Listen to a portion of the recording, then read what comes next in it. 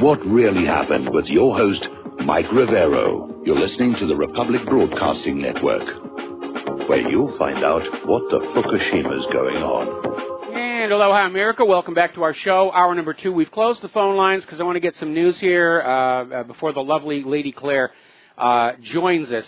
So we're getting back to the war zones here, and over in Syria, this article headline may be a little optimistic. This is over in fourthmedia.org. And they're saying the end of the war is now in sight. And their rationale is very simple. When the U.S.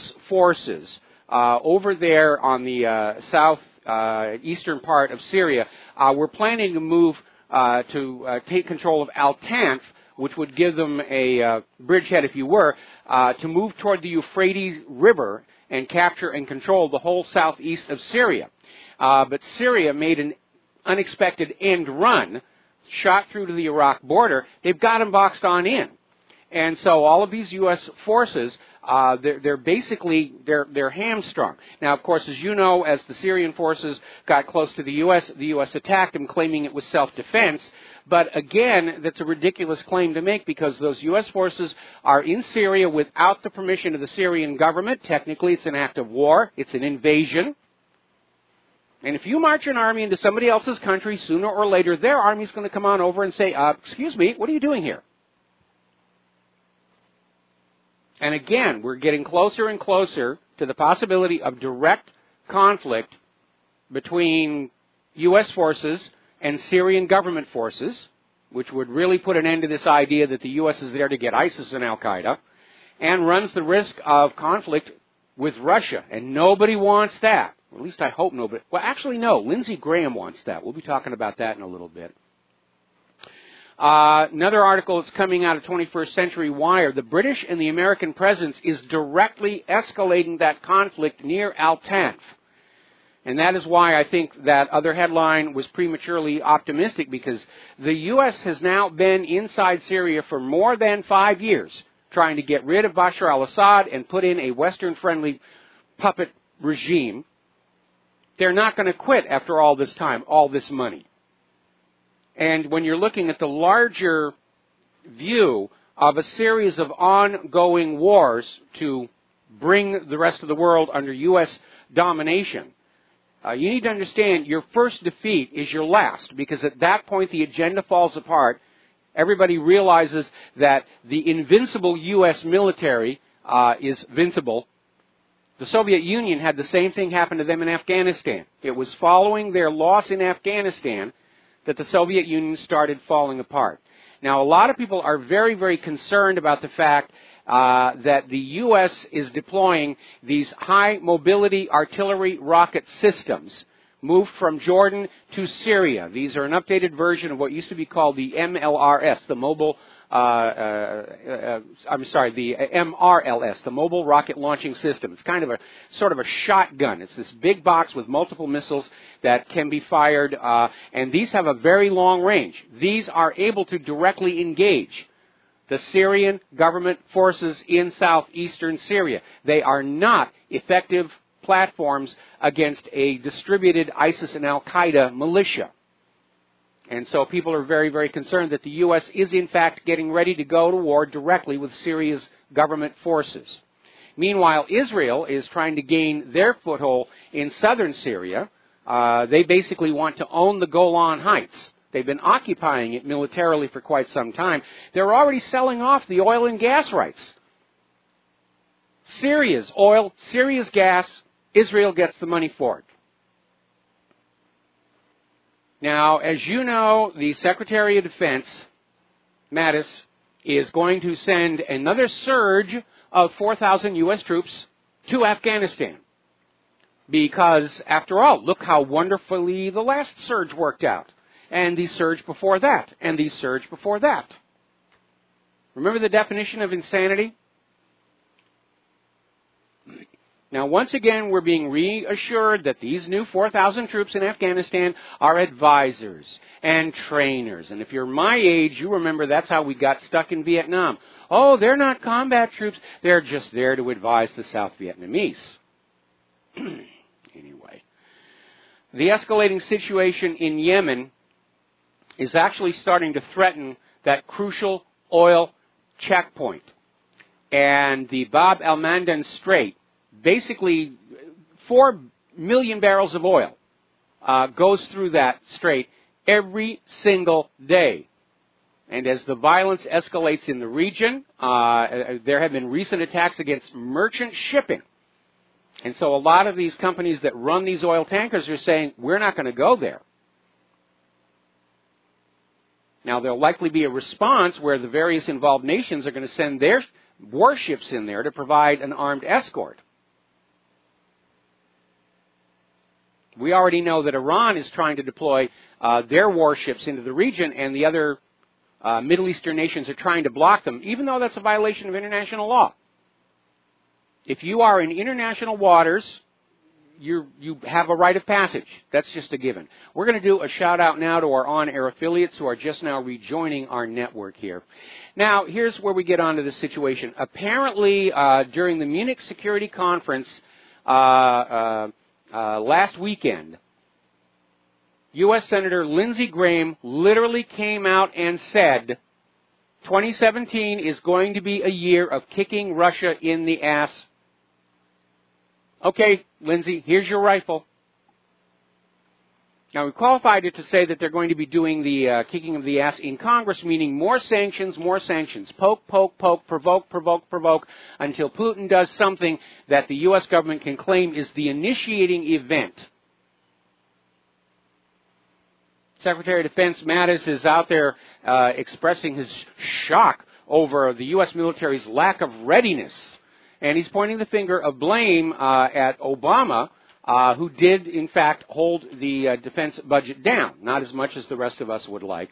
But the reality is the United States has been at war in multiple countries going back to 2003, actually 15 years. Afghanistan was the first of these wars. We're still in there. And that wears out equipment. It draws down the stockpiles of ammunition and other supplies. And that's the real reason our military is in a poor condition right now. And boy, that $6 trillion that went missing from the Pentagon, boy, that would sure come in handy right now, wouldn't it there, Jimmy? And something else you need to understand, and this is over and above the generally poor quality manufacturing we're seeing in the current generation of weapons. Weapon systems are not designed to last a long time. When they are being designed, there's usually a calculation done that says, this is how long this platform will operate before it is destroyed by the enemy. And they work out a statistical average. And then they'll pad that on the far end in case they've got a really good crew or a really good pilot. And that's basically where they say, this is where it's going to become obsolete. It's like planned obsolescence for your cars. High-end cars are designed to wear out after 8 years. Low-end cars, 5 years. Military hardware, much shorter than that. And that's one of the reasons they're always needing parts to be replaced, because it's all wearing out.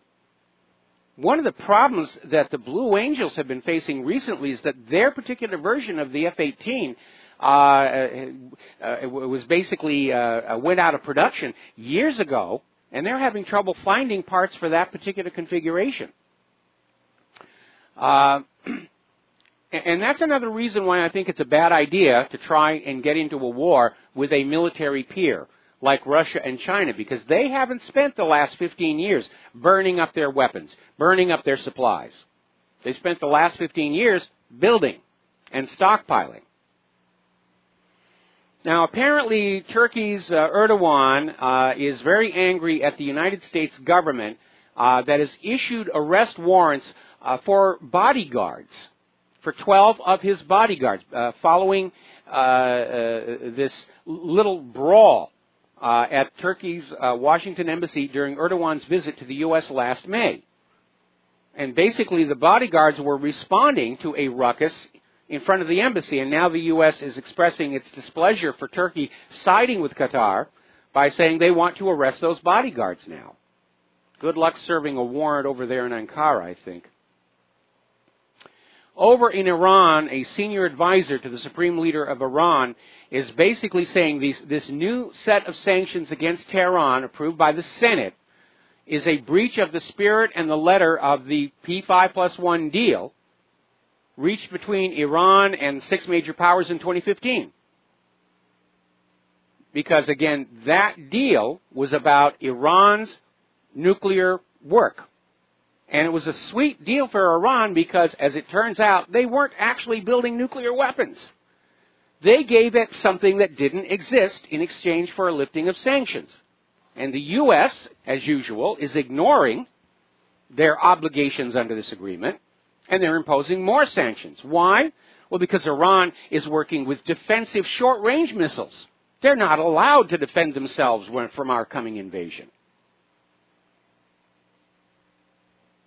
Every nation, every individual, has an inherent right to self-defense.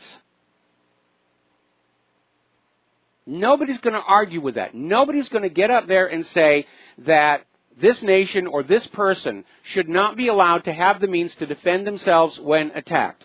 I'm sure much of those GOP baseball players would agree with me about that right now. But that's what the U.S. is trying to do in Iran and North Korea, is say you're not allowed to have weapons to shoot at us when we invade your country. Doesn't really make a huge amount of sense. Over in Greece, and those poor people, they're in so much trouble economically, but apparently there's another ruckus going on. Apparently an 11-year-old boy was killed by a member of the Roma community, the Gypsies. And apparently the community is demanding the eviction of the Romas from their community, and apparently the Greek police showed on up, and there's tear gas and more violence. It just feels like the whole world is just on an edge right now. This is where it's getting really weird. The United States is threatening to replace the United Nations Human Rights Council unless they stop criticizing Israel. I don't think the United States actually has the authority under the United Nations Charter to do that, but that's what they're asking for. Meanwhile, Israel's activists are now demanding Holocaust education be mandatory in Scottish schools. Let's get them brainwashed and believing before they get onto that internet and find out that the whole thing may be just another fairy tale. China is demanding an on-site inspection of the 2 operating terminal high-altitude area defense batteries that are currently operating in South Korea. China is asking this out of concern because the THAAD has an extraordinarily powerful radar which China believes is able to peer into China itself and spy on their military maneuvers, and they want reassurance and an inspection that the radars are not, in fact, proving a risk to China's internal security. And I think China has a legitimate issue here, and I don't think there's a snowball's chance in the dark regions the U.S. will ever go along with it. Now, we have been talking about the poor quality of America's weapons, and we know about the F-22 asphyxiating its pilots. Now the F-35 has got hypoxia issues. More and more pilots are coming forward about that. Now it turns out apparently the F-A-18 fighter jet oxygen systems have a problem that has resulted in the deaths of 4 U.S. Navy pilots. And we're getting this song and dance from the Pentagon that these oxygen systems are very complicated and they're very deep inside the plane and it's not easy to replace them or up. What are you going to do? Have the pilots black out in the middle of a conflict? When you're doing dogfighting is when you most need that oxygen, because those high G turns are pulling the blood away from your brain. You need every little bit of oxygen you can get. This is a major, major problem. And it's probably a lot more that they're covering up. Remember when the F-16 first came on out? There were wiring harness problems. During high G turns, the wiring harness would abrade against the internal fuselage and then short out. Caused a lot of crashes, killed a few pilots. tried to keep it hushed up. There was a lawsuit by the widow of one of the pilots that finally found the evidence that, yes, they knew there was a problem with the wiring harness. They were covering it up. They weren't doing anything about it. Now then, getting on over to the Gerald R. Ford, which was praised by President Donald Trump and officially delivered to the Navy on May 31st with fanfare, is still being dogged by all kinds of problems, including the fundamental function of an aircraft carrier launching jets from its deck and catching them when they land. And apparently the landing system that captures the jet, you know, the wire arresters on the good old-fashioned, reliable, we know it works aircraft carriers, basically the cable comes off a big spool and there's a big brake that slows it down. And you set the degree of pressure on the brake based on the weight of the aircraft that's coming on in. But the Gerald R. Ford apparently has a magnetic braking system that's got issues. And apparently the original estimate for the arrestor system for the Ford was $301 million. It ballooned to $961 million, just under $1 billion, according to Bloomberg News. And apparently there are still problems with that magnetic rail catapult, where it's still not cleared to launch the FA-18 jets carrying a full complement of fuel tanks under their wings, which is a serious handicap. It limits their combat range. Now, the FA and FA-18 stands for Fighter Attack. It's another multi-role aircraft. And in its fighter role, it's supposed to provide cap over the aircraft carrier battle group. And if it can't carry as much fuel as it's supposed to, it can't travel as far, it can't stay in the air as long. This is really a huge embarrassment. All right, so let's talk about the economic news here a little bit. There is speculation that Illinois may be the first state in the country to file for bankruptcy. We've heard cities filing for bankruptcy and all the rest of it. Now we're talking an entire state. They're not the only one. There's actually been a lot of talk here in Hawaii about the state having to declare bankruptcy. A big part of it having to do with that light rail system. And this morning we just found out there's actually a growing grassroots movement saying it's time to actually audit this rail project and see where all this money has gone, because there's no end in sight. It's just snarled up traffic. It's huge amounts of money. It's a big, big boondoggle. And the reality is a lot of these light rail trains have been built all over the country. Some of them do work. Some of them don't. There was one project, it ran into something like billions of dollars, and nobody uses it. It doesn't go anywhere that anybody wants to go. Now, the other day we ran this flashback story from 2015 where the Illinois lottery started capping the winnings. If you played the lottery and you won more than $600, you didn't get the money. You got an IOU that Illinois promised they would pay off somewhere down the road. And apparently two of the big national lotteries, Powerball and Mega Millions, are now closing down operations in Illinois due to their budget crisis. Probably the reality is people aren't buying lottery tickets there. They don't have the money. So, Germany's Angela Merkel is out there on the warpath against these planned U.S. sanctions on Russia, saying it's going to hurt European companies. And their economy is not very resilient. No more resilient than that here in the United States of America. This could actually put companies out of business. So this is not getting a very warm reception all over Europe. And it could actually harm relations between the U.S. government and the European Union. Certainly some of the member states like Germany and Austria, who are both opposed to this and saying this is going to cause us all kinds of problems. Just so you can flip Putin the bird? This is ridiculous. We'll be right back.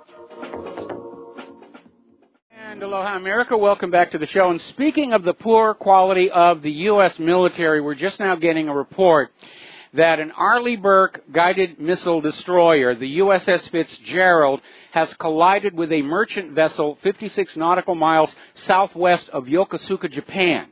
Apparently some of the crew on the U.S. ship are injured, and the Navy has requested the help of the Japanese Coast Guard. Now, I actually got to tour one of the Ardley-Burkes, and I've been on the bridge. And if you actually look out the windows, you can see what you're heading toward. And they do have those radars. I remember I was working down in Honolulu during that tragic incident where the USS Greenville, a U.S. submarine, was out there with one of these, take a bunch of bigwigs out and give them the thrill of being on a submarine, and we're going to do an emergency surface and look really impressive. And they hit and sank this Japanese fishing teaching ship, the Himemaru, and killed a bunch of those kids. Boy, oh boy. All righty, let's get on back to the news here. We're talking about the economic news. We were talking about the pension crisis, and it is widespread, and it doesn't look like there's a solution. General Electric has a $31 billion pension problem, the largest of any other U.S. corporation. And we know what's going to happen. Congress will pass a law that says it's legal for these pensions to cut off payments. If they don't have it, they don't have it. And the reason these pensions are in so much trouble is under the law, pension funds, whether public or private, are only allowed to invest in investment products that are rated AAA. And back in 2006, 2007, Wall Street's pet rating agencies were giving AAA ratings to all those mortgage-backed securities that turned out to be fraudulent. In some cases, these bundlers were pledging the same mortgage over and over into different mortgage bundles. That's felony fraud right there, and nobody went to jail for it. So because of the AAA ratings, pension funds were investing in these. There was a hot item. That's why there was so much fraud going on. Everybody wanted these things. And the fraud collapsed, and all the pensions took a bath. And certainly nobody in the corporate media has the gonadal tissue to stand up and point the finger of blame where it really belongs. Wall Street and their culture of fraud. Instead, it's all, well, people are living too long, they should work later, they're expecting too much from the pensions, really, they've got Social Security anyway, which is also another lie. Okay.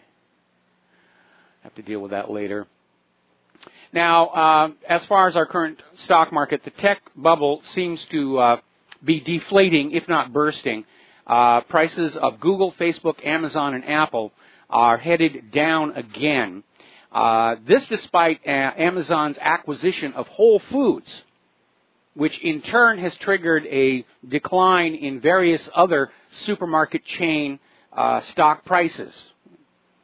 And Amazon just they want it all. We're going to get it all. We own the Washington Post. We're going to buy Whole Foods. Now, Aiea, which was this advanced battery startup funded by Bill Gates and Kleiner Perkins, is now bankrupt. And what's amazing is they had to declare bankruptcy right after receiving an award from the Clean Tech Group for North American Company of the Year. And apparently they have found a buyer for the patent for the technology, which is based on salt water. And but they just went. All of these alternative experimental energy companies get into trouble. Now, maybe it was just bad management. Very often, a lot of these tech startups are being done by people who don't really have a good business sense. And we hear these stories about huge salaries and luxury travel and way too little for research and development. We'll be right back. Aloha, America. Welcome back to our show here. We're talking about the economic news here. And retail sales just got done this last month, tumbling the most since January of 2016. And apparently gasoline is dropping. People just don't have any place to go. They don't have jobs, no money to go shopping. Electronic sales are slumping. That's probably a reason why we're seeing these tech stocks decline. The old business model of planned obsolescence, where everybody gets a new cell phone every 3 years, a new tablet every 3 years, new computer every 5 years, it doesn't work any longer. People are hanging on to their devices as long as they possibly can. And it's time for a serious rethink, or these companies are just going to go on out of business. J. Crew reports its 11th consecutive quarter of same-store sales declines. In other words, they're tracking sales not as an aggregate total, but on a store-by-store basis. And just looking at the individual stores, they've had 11 months of continuing declines. Over in the realm of Obamacare, which the Democrats are still clinging to with love and affection, because it's got his name on it.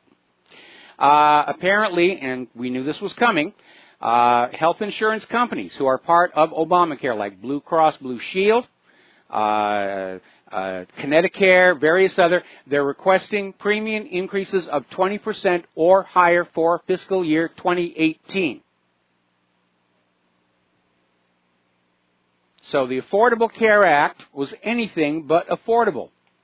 Sky-high insurance premiums, sky-high deductibles, and the medical industrial complex isn't helping things, because a study done of more than 2,700 U.S. hospitals show that emergency rooms charge a markup of 340% more than what Medicare will actually reimburse. This is according to a study published in the Journal of the American Medical Association. Now, somebody sent me a chart the other day showing that one of the reasons why the cost of medical care is going through the roof are the administrators. And it was simply a graph of the number of doctors practicing in the United States versus the number of medical administrators working for all these various companies and subcontractors and sub-subcontractors and so forth. And the chart for the doctors was growing at a steady rate, and the chart for the administrators just went right through the roof. And part of that, again, goes back to Obamacare, which basically mandated all these additional people to take care of all the paperwork and try and keep track of it. These days, your average doctor spends as much time filling out forms as they do seeing an actual patient. Now, over at the University of Wisconsin, there's a very popular professor, Eric Olin Wright. He's very popular with the liberals, and he teaches a course that basically bashes capitalism. Capitalism is bad. Capitalism is bad. And little bit of an embarrassment came on out. He's getting an annual salary of $170,000, which puts him in the top 2%. But capitalism is bad. Boy, oh boy. Okay. Now, over in Great Britain, as you know, Theresa May is still struggling with the aftermath of her serious misgamble on the recent election. She's trying to form some kind of a coalition to give herself a majority in Parliament. Jeremy Corbyn is trying to build his own coalition to try and take the prime ministership away from her. And Theresa May is basically dealing with this party out of Ireland called the DUP. And there's a new wrinkle on that one because the DUP is backing a hard Brexit. They don't want negotiations. They don't want a deal. They don't want any of this stuff. They just want out now. And so that whole coalition deal may fall apart, and that's going to leave Theresa in a very, very vulnerable position. Meanwhile, as Brussels continues to talk about a divorce payment or this or that, a British member of the Parliament basically came on out and said the European Union only exists today because of all the money they've already gotten from Great Britain. That the EU only exists because of Great Britain. And their issue is apparently how Brussels wasted tax money, and apparently they did a lot of that. But then show me a government that hasn't wasted tax money, especially our own. Now, apparently Spain is out there saying something has to be done to prevent any more Brexits. if just one more country leaves the European Union, or even starts to leave the European Union, the whole thing will come apart. And we already have countries like Poland and Hungary and the Czech Republic are already talking about leaving over the refugee crisis. And they're in serious trouble. And here's where the wrinkle comes on in. Political scientist Rostislav Ishchenko is out there putting out this idea that the European Union could become prosperous by ignoring all these Russian sanctions, pivoting to Russia, and just going back to peace through commerce. Remember, before all these sanctions were put in there, much of Europe did business with Russia. Russia bought a lot of agricultural produce, things like cheese, wine, everything from Europe, and that all got cut off, and that's one of the reasons why the EU is in economic trouble. All these sanctions are strangling the global economy. And I'm sure there are probably a lot of people in the European Union thinking right now that their relationship, the special relationship with the American government, has hit its sell-by date. And that it may be time to just say, you guys, you can't even run your own country properly. We're not going to listen to you tell us how to run ours. And they're going to pivot toward Russia. Now let's talk about that disastrous tower fire. This is going to turn out to be a big, big stink. And again, the anger has to do with the choice of the cladding that was on the buildings, which is apparently a thin aluminum cladding that carried an insulation layer of this polystyrene material that is highly flammable. And people are now becoming very upset because it turns out this kind of material is actually illegal to use in the United States. You're not allowed to use this because it is a fire hazard. Apparently somebody actually did a test on this material. They applied heat to it for just 2 minutes and it burst into flame.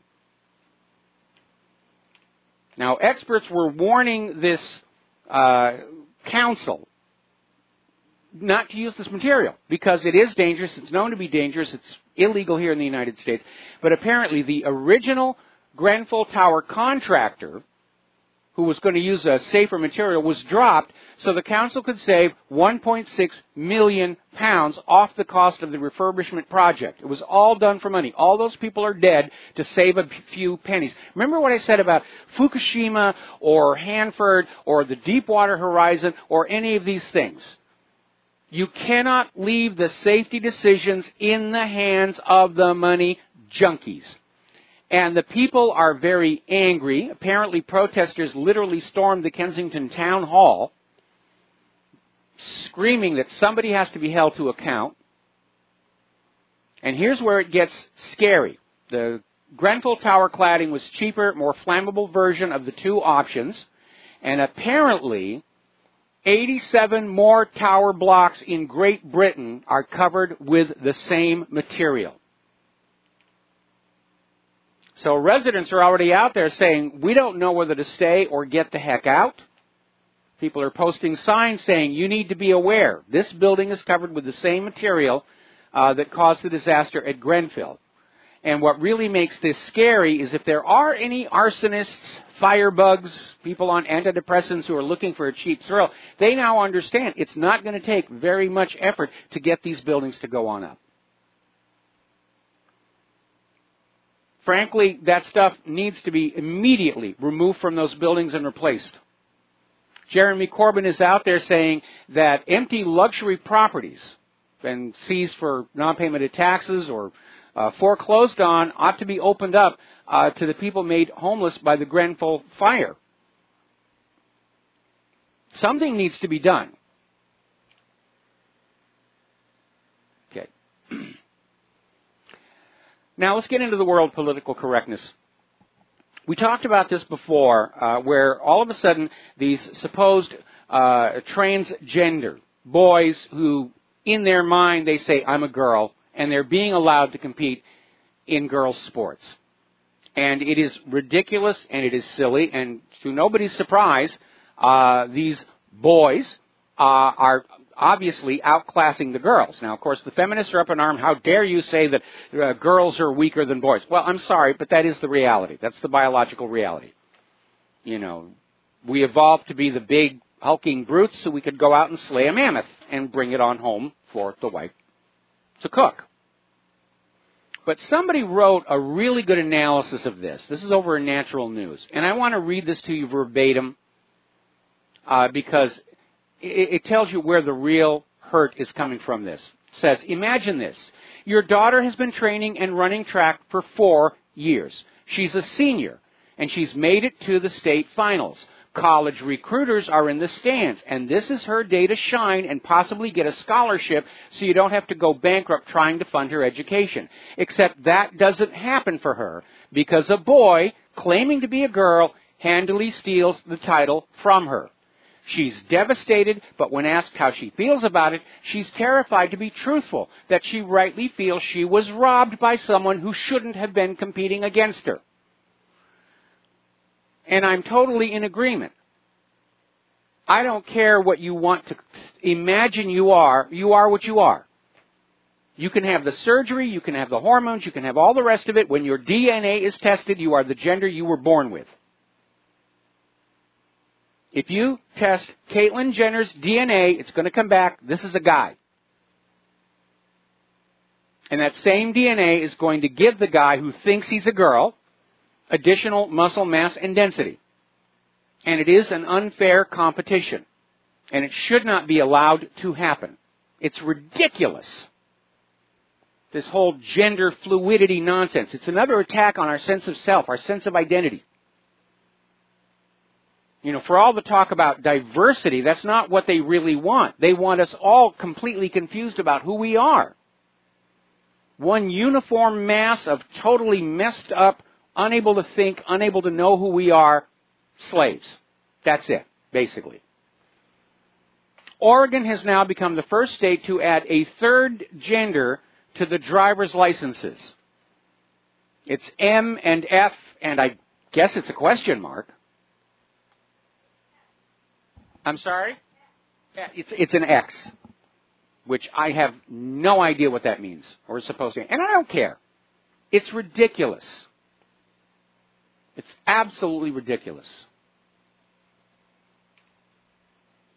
Now, over in the world of computers, as you know, there's a lot of work going into artificial intelligence, and it's developing some very bizarre results.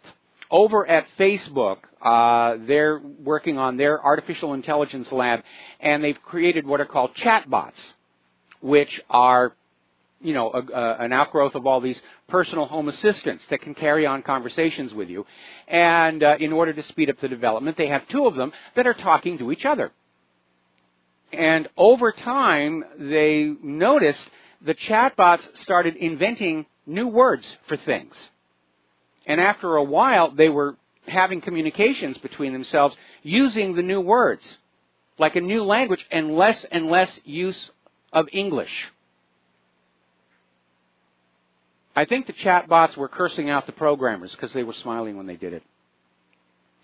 Even more interesting, the chatbots are supposed to be able to carry out negotiations and make deals, and they discovered the chatbots have learned how to lie and cheat to get what they want. Boy, oh boy, send them to Washington, D.C. Members of Congress, they all talk in their own language anyway. They all lie, cheat, and steal. Let's replace them all with computers. And then pour salt water into the top. Yet another piece of malware has been detected out in the wild. And apparently this new one is called Sorbrecht. And it's being described as a fileless ransomware, which injects malicious code into a legitimate system process on a targeted system and then deletes itself from the disk in order to evade detection. This one is aimed at enterprises, servers, and endpoints. It's aimed at companies rather than individuals. And where is the NSA and the CIA and the FBI and the U.S. government? Can't be found. You call the FBI and say, I've been hit with ransomware, what are you going to do about it? And the FBI says, oh, you got to pay the ransom. starting to wonder if maybe the government isn't behind some of this ransomware, especially when you look at how much of the ransomware is built using code we know came from the National Security Agency. Now, here's a little bit of a story. Over at the Resorts World Casino in Queens, New York, there was a woman who sat down at the Sphinx slot machine, put in her coin, pulled the handle, and the machine came back and said she had won $43 million, the largest jackpot ever won on slot machines in U.S. history. She snapped a selfie with the screen, sent it out to social media, which is a risky thing to do. And now the casino basically said, we're sorry, there was a computer glitch. You didn't really win the money, but we'll give you a free steak dinner. Now, my question is, how did they know there was a machine malfunction? Could they actually document it? She's suing them, and I think she should. Because there have been other cases where some corporation will make a mistake. They'll have the wrong price on an item in the newspaper, way too low, and people will rush on in and buy it, and the courts have upheld. Yeah, you commit to that, you're stuck with the deal. I think the same thing should apply here. Even more so because it sets a precedent where anytime somebody wins a big jackpot at the casino can renege and saying, oh, we know it was a computer error. You didn't really win that $5,000, you know, but here's a casino necktie that you can have as a souvenir. Not just casinos, corporations. They can cheat you of your money and say, we're sorry, it was a computer glitch. That's a bad, bad precedent. Apparently, a lot of people are concerned over rural America is still not getting high-speed internet. They're still living in the dial-up age. We're going to take a break for commercials, and we will be right back after these few words. Don't join me on the air. The lines are still closed. We're coming up on the lovely Lady Claire. We're still talking about computers here. And today a verdict was handed down in the case of Michelle Carter, 20-year-old, who basically was charged with urging her then-boyfriend to commit suicide 3 years ago. And she was convicted of involuntary manslaughter by a Massachusetts judge who rejected the argument that a recent change to her prescription antidepressant had put her into a mental state where she really wasn't sure what she was doing. And part of the compelling evidence on that was that she continued to text her ex-boyfriend's phone after he was dead. But the judge just rejected that out of hand, got to protect those pharmaceutical companies, and convicted her on involuntary manslaughter. Now, another aspect that has come on out of this is, first of all, this boyfriend appeared to already be suicidal. And he talked about it, and apparently she said, well, stop talking about it and go ahead and do it, and that was basically what they based the charge on. Now, obviously, we all have to take responsibility for what we say, what we text, what we write. Okay? Freedom of speech does not mean you can yell fire in a crowded movie theater and then just laugh at everybody tripping, trying to get to the fire escapes. With that freedom of speech comes a responsibility as to what you say. But I do think the judge was a little too hasty in dismissing the impact of the prescription antidepressants. And again, I want to find out if this shooter in Alexandria, James Hodgkinson, if he was on antidepressants. Because again, it doesn't appear that he ever intended to escape the scene. He literally was reloading while standing up in full view of the Capitol Police. That's apparently when they got the opportunity to shoot him. And these are very, very dangerous drugs. And yesterday, of course, we found all these articles in the British press about how dangerous they are. And you will never see them here in the American corporate media because the American corporate media is heavily dependent on pharmaceutical advertising. And they never say anything bad about our sponsors. By the way, Donald Trump has issued an official order that the government is going to stop working on the Y2K bug. He's only 17 years late, and as it turned out, Y2K was more hype than reality. But apparently there was still on the books a requirement for paperwork by federal agencies that consume 1,200 man-hours every year to prove that they were dealing with Y2K. So well, good that Trump finally got around to it, and I'm wondering why his predecessors never bothered. Over in Yosemite, crews are still blasting and burrowing through the snow, trying to open up the Tioga Pass, which is the route that goes out there to the east. It's one of the most scenic, and it is a reminder of this year's humongous snowfall that they're still dealing with that snow.